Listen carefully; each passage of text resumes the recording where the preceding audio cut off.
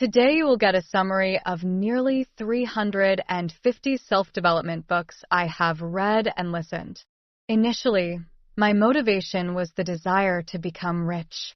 I wanted to earn $10,000 a month through books. I even exceeded my plan. If they helped me, they will help you too. In this video, I've gathered the 10 most valuable pieces of advice. First, don't live below your means. Find a way to increase your wealth.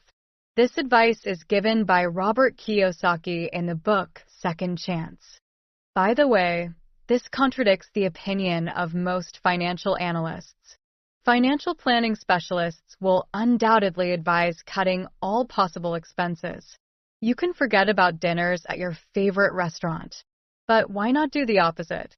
What if you ask the question, how can I afford this? What do I need to do to justify the prices of dinner at the restaurant? Agree, life is tasteless without pleasure. No one wakes up with a joyful thought of what else they can limit themselves to and save a little money. This is demotivation. Instead, think about alternative ways to earn money. How can I afford this? This is important for two reasons. Firstly, there is a limit to reducing expenses. It's impossible to cut all expenses. Secondly, a person's main currency is their time and energy. You can spend hours saving $10 or use that time to earn much more. My friend records all his expenses in an Excel spreadsheet and is ready to go to the ends of the earth for discounts, arguing with cashiers until they turn blue if the item is not scanned at the right price. The outcome of his efforts is minimal.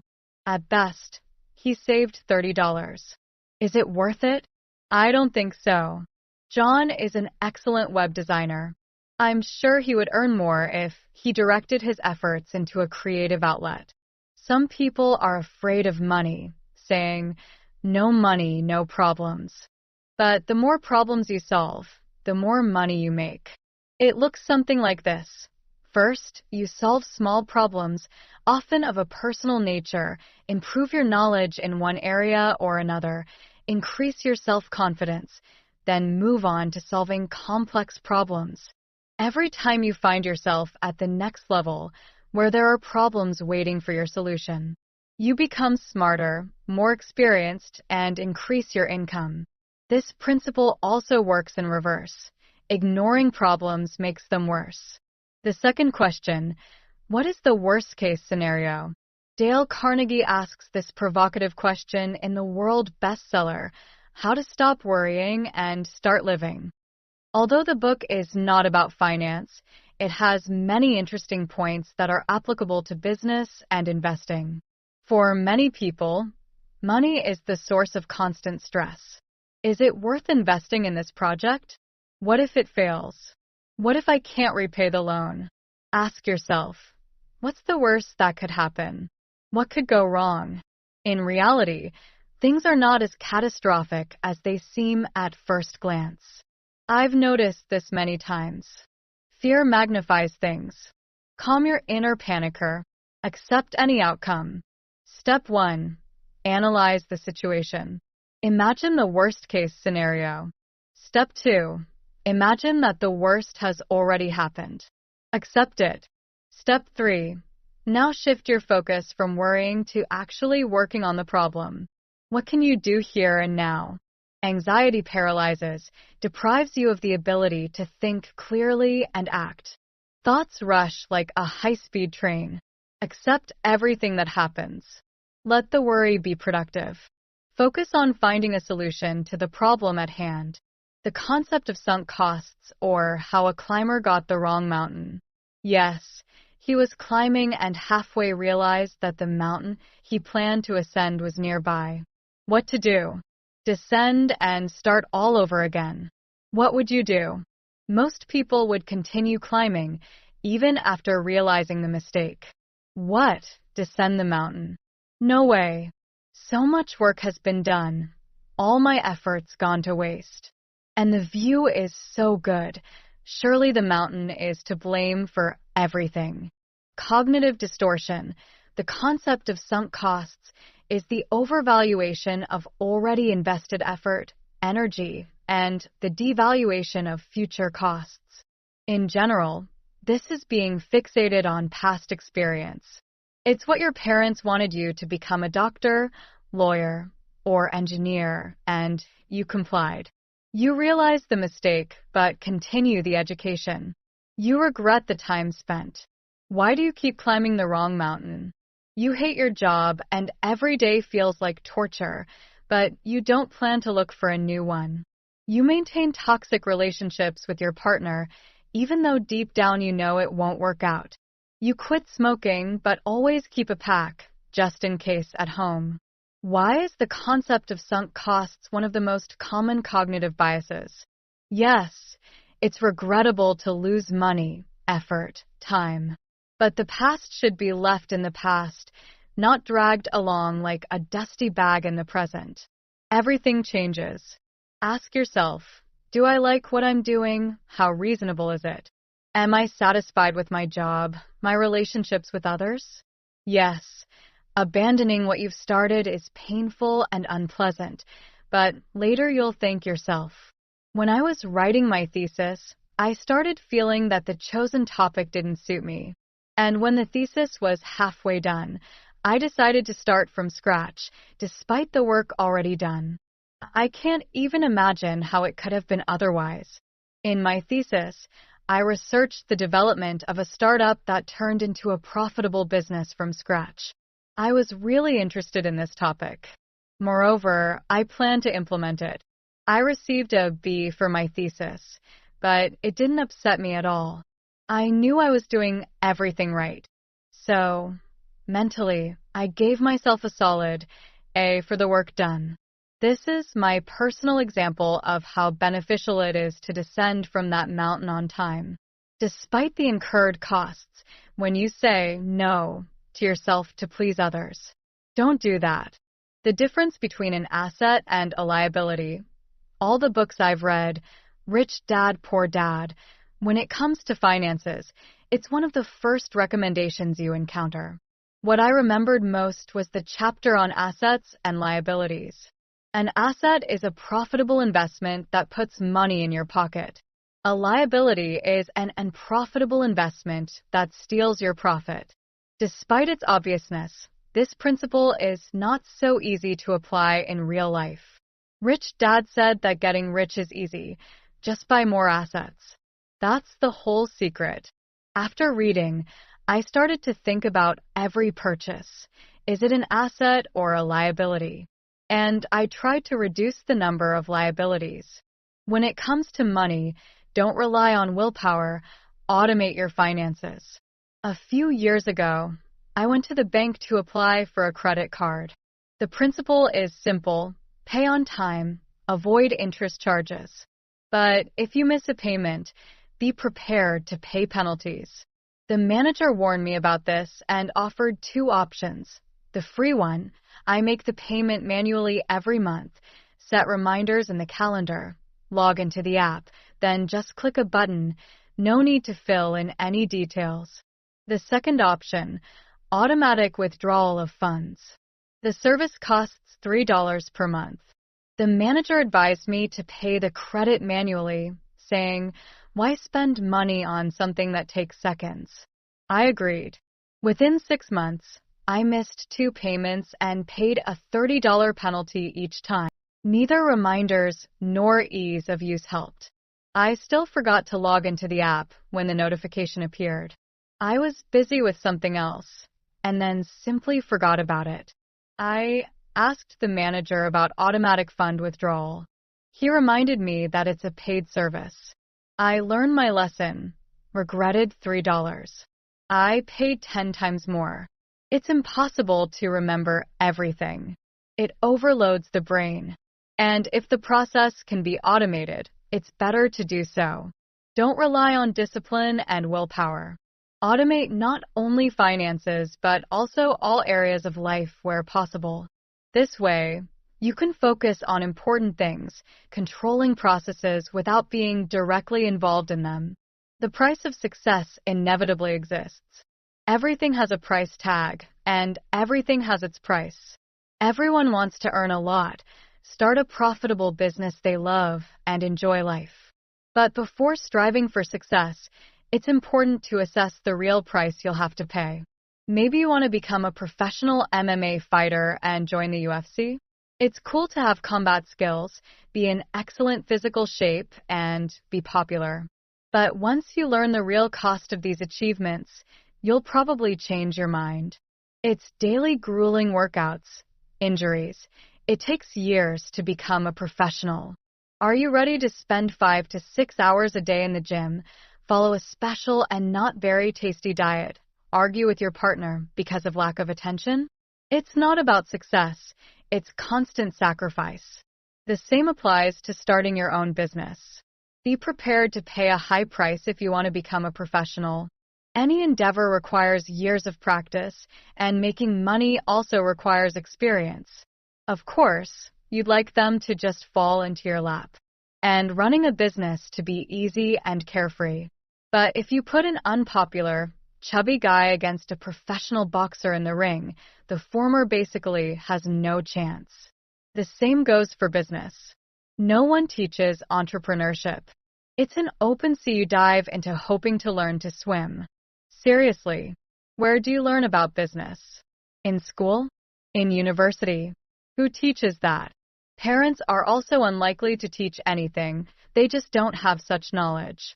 So, when you take your first steps in business, you'll somehow get knocked out by this fat guy. You're just not ready. Who's to blame for this? You can blame the economy, the government, competitors, but the truth is, you don't know the price of entrepreneurship. Are you ready to pay it? This realization will help you be more patient with slow progress. You won't give up after a few failures when you understand the value of your work. Of course, this will create a certain imbalance in your life. You'll sacrifice leisure, family, and friends. But if you're willing to pay this price, nothing will stop you. Get rich young. Perhaps you've seen this picture, an elderly couple on vacation. They're so tired that instead of walking on the beach, they have a quiet hour. This photo made me think.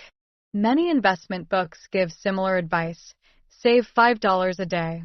Open a deposit account, and in 40 years, you'll have $1 million. In principle, this could work if there isn't another default. But who needs that money in 40 years? What to spend it on? Medical treatment? Golden walkers? I want to go on vacation to the islands. Right now. They're at 70 when I won't have the strength.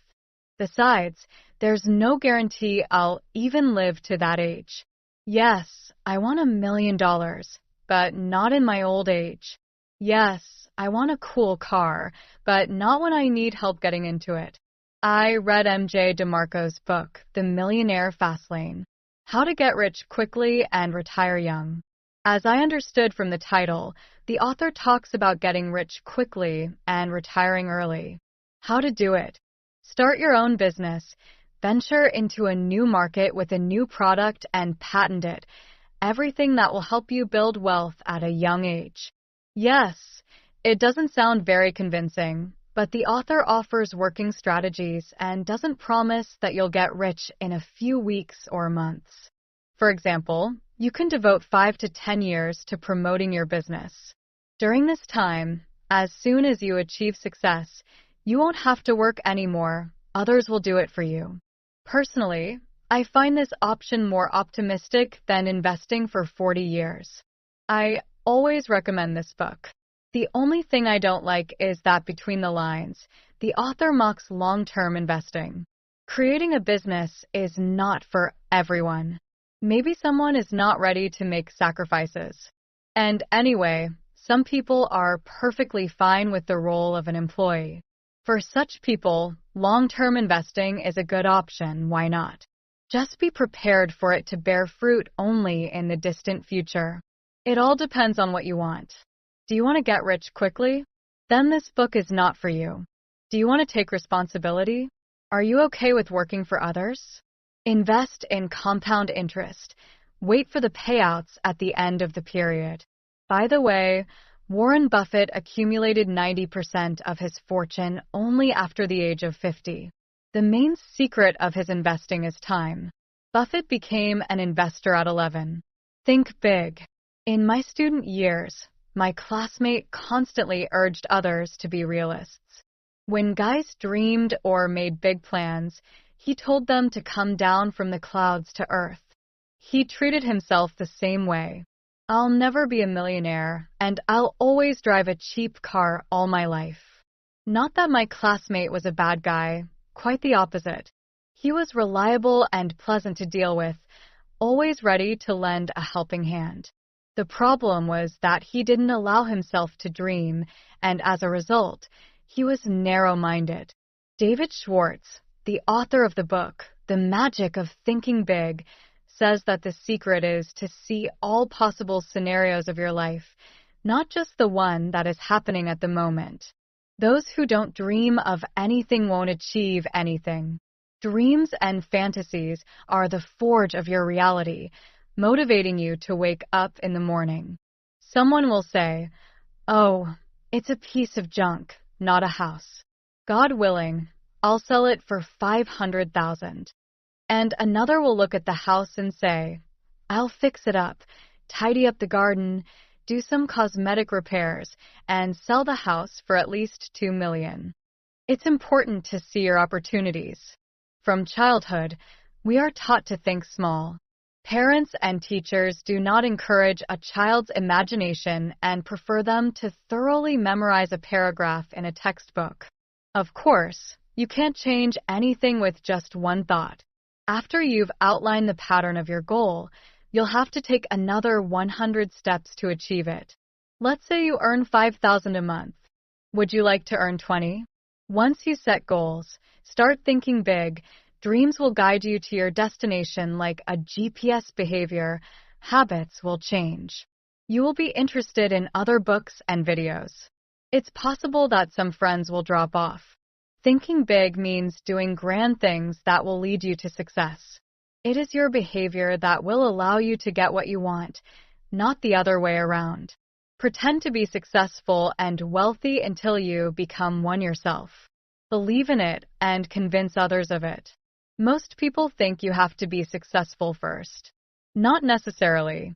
You set a goal and follow it like a guiding star. First, you must become that person, and then everything else will come. I've internalized 2 important lessons about thinking big. Firstly, it turns out that achieving big goals is easier than achieving small ones. You are forced to involve other people, to ask for help. The knowledge and experience specialists significantly facilitate achieving the goal. A small task means that the responsibility for its completion lies entirely with you, and you only think within your competence. Collective work yields better results. Secondly, a goal only seems big if you break it down step by step. You will see a clear action plan. The same goes for problems. They are not as frightening as they seem. You just need to think bigger. Money is life, says Vicki Robin, author of the bestseller, Your Money or Your Life. We live to work, not work to live. To support yourself and your family by working 40 hours a week? It's not that simple. Considering the time spent commuting, the time spent thinking about work, the hours add up much more. Life revolves around work. Why do people work at all? Most likely, it's because of money. It turns out that you're selling your life for money. Money equals life energy. This realization helped me look at all my expenses differently. Every time I ask myself, is it worth my energy? I see prices not in dollars, but in hours and weeks of my life. For example, the latest iPhone costs 1 month of my life spent at a job I don't love. Is it worth it? Of course not. This doesn't mean that now I have to feel guilty about every purchase and deprive myself. Just take responsibility for your expenses. They cost you your life. Perhaps you don't really need those fancy shoes for $1,000 that you'll wear a couple of times and then put away in the closet. How much are you willing to sell your life for? How much is an hour of your work worth? Traditionally, it's common to divide net salary by the number of working hours. For example, if you earn 5,000 rubles for 160 hours of work per month, it means that an hour of work costs $31. However, it's not that simple. What about transportation expenses, food costs, communication, and other factors? Maybe you had to move closer to work, or you're treating yourself for an acquired professional illness. The employer covers these expenses. How do you cope with work-related stress? How much money does it take? Only then can we talk about the real cost of labor. Create your own luck. It's easy to say that a successful person just got lucky when you see the result, but not the efforts put in. For example, you and I want to buy investment real estate. I looked at 10 properties, and you looked at 100. Who is more likely to get lucky? Of course, you. But the result looks like you just got lucky finding a good deal. Do you see what I mean? The more work is done, the more chances of success. Accept that many ventures will fail. Create more opportunities. You can make a lot of mistakes and still be successful. By the way, Warren Buffett admitted that he was a shareholder in 400 different companies throughout his life. But only 10 of them turned out to be profitable. That's life. Not all Netflix shows are popular. They produce content hoping that some project will take off. Enduring failure and losing is a natural process. There's nothing wrong with it. Not every endeavor has to be 100% successful. Sometimes one idea, opportunity, book, or person can change everything. From the outside, it may seem like pure chance, and no one will know about the difficulties you faced. But you know about them because you created your own luck. And now for a bonus tip. At the beginning of the video, I said that I read self-development books with the aim of making money. But money is just a supplement. If you work 15 hours a day, soon your health will deteriorate. You'll start exercising, but that's not enough. You also need to adjust your sleep and diet. You can't work 15 hours, eat fast food, go to bed in the morning, and feel good. Over time, you'll want to improve other aspects of your life, organizing not only your inner, but also your outer space. Less clutter in the house, more space for the mind.